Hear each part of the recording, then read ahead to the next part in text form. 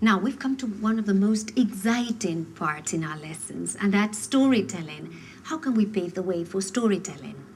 Well, I would first suggest the seating arrangement. It is desirable to get the teacher close to the kids in some manner, perhaps by bringing the chairs closer to the teacher. Another possibility is sitting on the floor around the teacher. Another one is that the teacher, if permitted, because sometimes at some schools it isn't, that she or he should sit on his or her desk. Yes. The thing is to make it a different moment. And for kids to know it's a different moment. And how do you set the mood? I mean, do you say, okay, story time, and you open the book and you just say, okay, and you start off telling the story? No. What I would suggest is the following, that the teacher should perhaps sort of to break the ice, to start with a little anecdote, a personal anecdote. But then these kids, I mean, they're beginners, starters, so how can you tell an anecdote? Well, it will have body language, but anyway. Yes, it will have to be in Spanish, yes, okay. But it is obviously a purposeful use of the language, and it can also allow the kids to intervene, because not necessarily should it be the teacher who tells the anecdote, but she may sort of trigger in the kids the wish to participate. It won't take more than 1 or 2 minutes, as you're going to see afterwards. And why do you feel it's important to tell this anecdote, have this lead-in? Yes, because... If it's in Spanish, I mean. Yes, because in fact it will provide the kids with the clues that they will need to understand the actual story. In fact, this sort of lead-in is totally functional. So we can just watch the story. I would say so. Yep.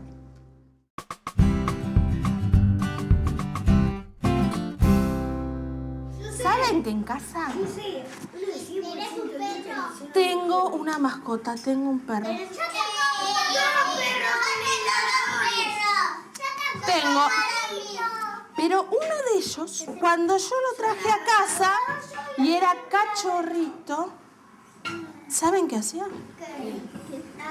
Se portaba horrible. Pero feo, ¿eh? Rompía las plantas. No dejó el pasto nada. Nada de pasto. ¿Quieren ver cómo dejó el pasto? Ah, terrible. Ready? Sure. Ready? Look. Terrible. Okay, so, entonces, ¿sabes qué me pasó, Pancho? Yo dije, por algo se está portando así. Y me di cuenta que tengo una casa que tiene un patio chiquito. Y pobre, me di cuenta que estaba triste. Hasta que a mi hermano se le ocurrió la idea de llevarlo al parque a jugar al rugby. Entonces me dice, Caro, no te preocupes, yo me lo llevo. Y desde ese día que vuelve contentísimo, no rompe más nada y vuelve cansado y contento. Y santo remedio, ¿quieren ver cómo se va a jugar al rugby? Sí, no. ¿Yes o no? ¿Yes o no? Mira, te pusieron la gorra. Ready? Look. So, Put up your hands. Sorry. Well, what we have seen is a wonderful teacher. Apart from that, what is really outstanding is how she's been able to hook the kids into the story. You must have seen, well, it's the tool she used, the photographs of her dog, which the kids already knew. but they all wanted to see the photographs. What the teacher was giving them was something very personal, and kids, and something which has to do with her life, that is true to life. And the kids realized that, and kids value it so much because these last decades, when mummies work practically all days, a day when grannies are no longer present as much as they used to, who tells stories to kids? Yes, and so it's another role that teachers sometimes have to cover.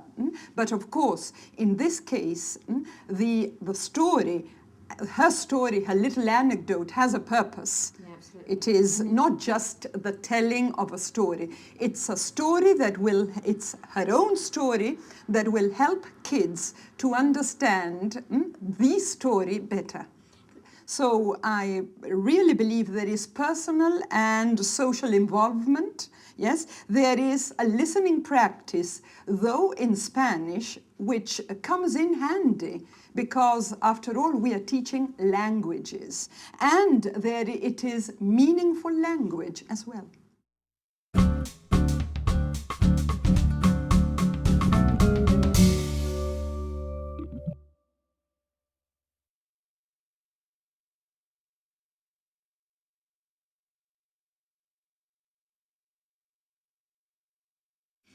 Rabia, why do children love stories?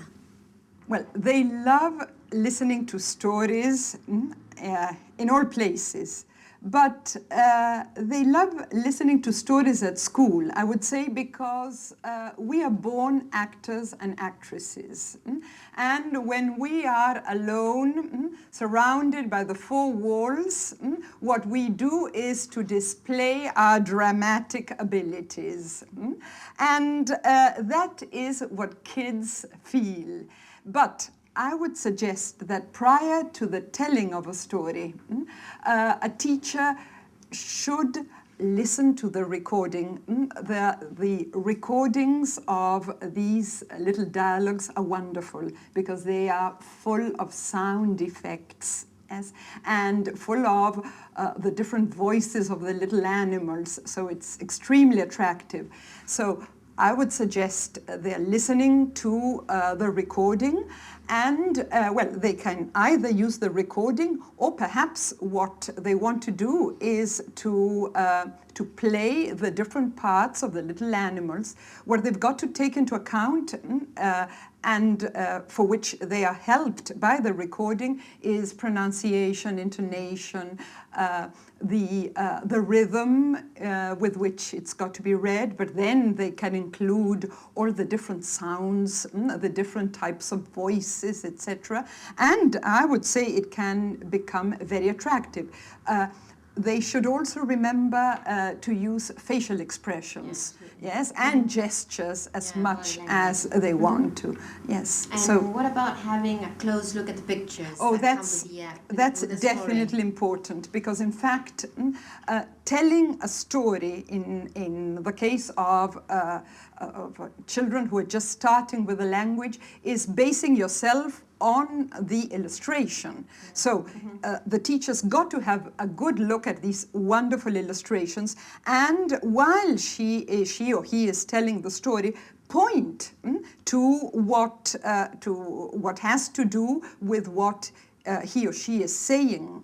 So that is of utmost importance. And could this be a good opportunity to integrate language, for instance, to ask the kids what color is Pam, or what's this? I wouldn't. I would say not, because the dialogues in themselves are complete.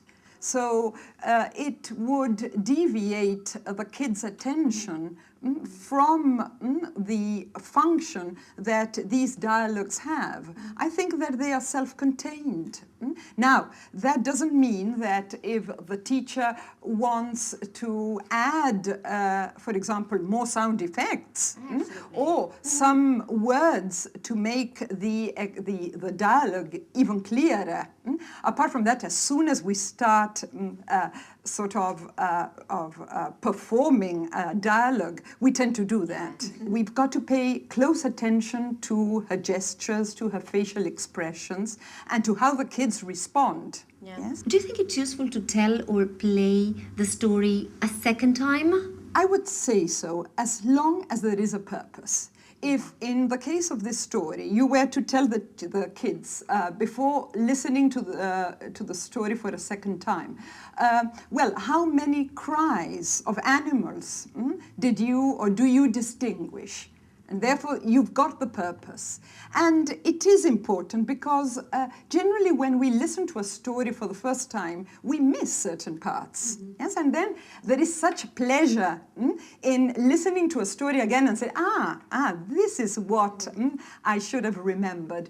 And apart from that, in kids and all of us who have had kids know they love to listen to a story again and again if the story is good. Yeah. Let's hope these are. But it gives them pleasure. And in that manner, without their realizing it, they are incorporating, yes, a lot of perhaps new vocabulary, new linguistic items. Yes? So that's the purpose. Yes? So what we're going to see now is what the teacher will be doing.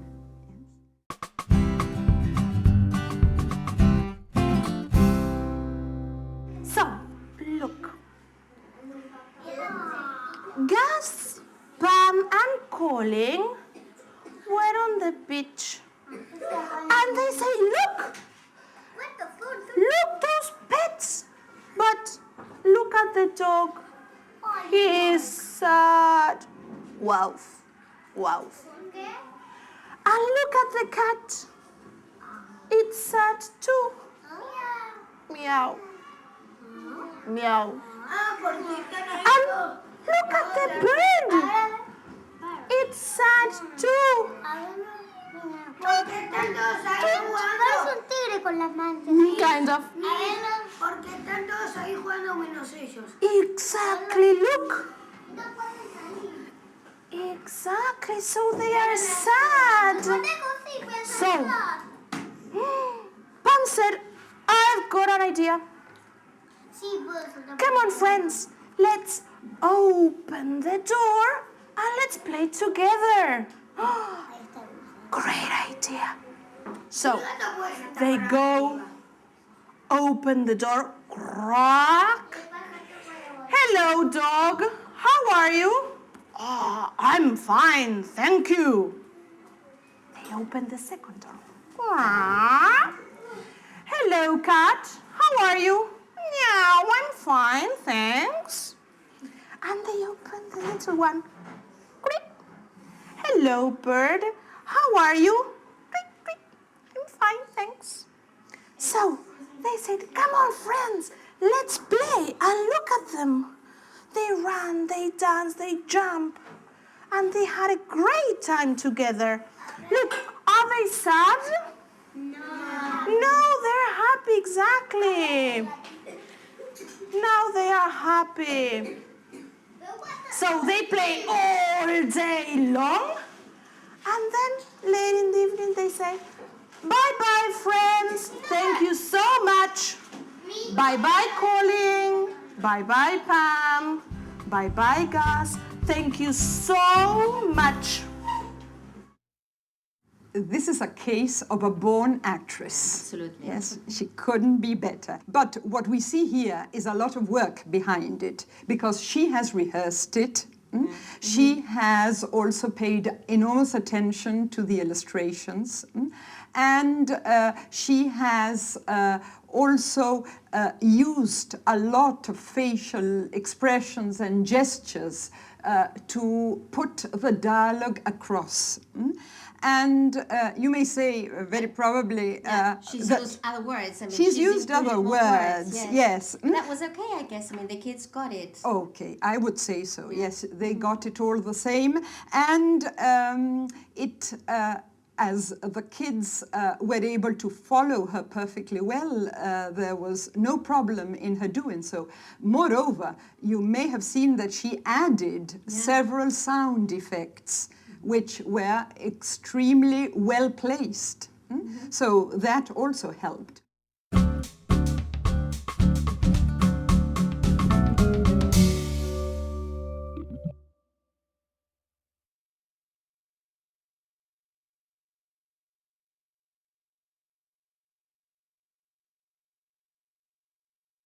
Now, Mia, once you finish the story, is that it?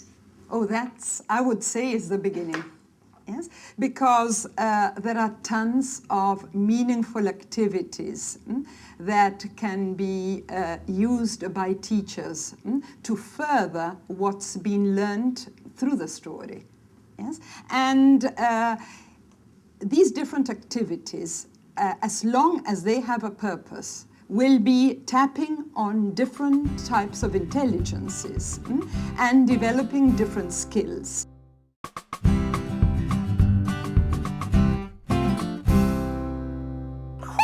To be Gus.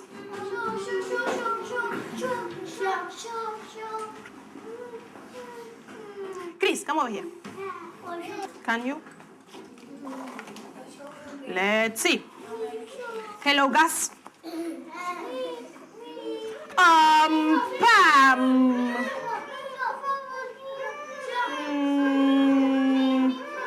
Chami.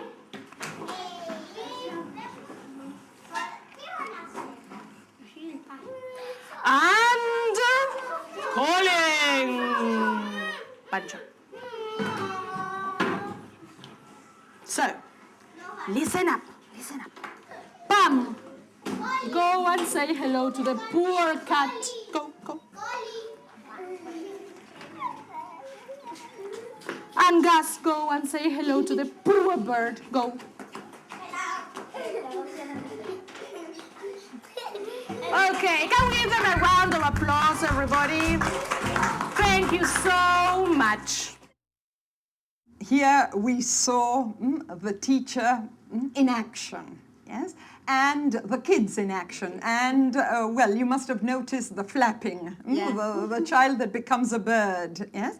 Now, evidently kids have learnt more by performing a section from the story than if the teacher had resorted to decontextualized repetitions, which would have been mechanical, automatic, and senseless. Yes. So the mnemonic effect of performing or watching others perform makes little dramatic scenes like these memorable.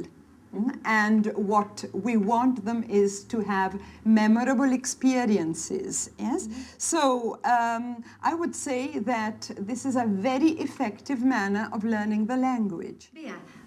When children get hooked, then they will all want to participate. They will all want to take part in those performances. What can we do there with children? Well, I would suggest the teacher telling the kids that the performance will take place 2 or 3 times, yes? Or as, well, as many as the teacher wants to, but she's got to tell them in advance, because otherwise they will all want to participate. Yes. I guess that it's important, I mean, not only in this case of these activities after a story, but in every activity. Yes. I guess that the teacher needs to have this sense of awareness of what is going on. And there's a rule of thumb here, which goes kill an activity before it dies. True. So when you see that, I mean, that's it. Yep.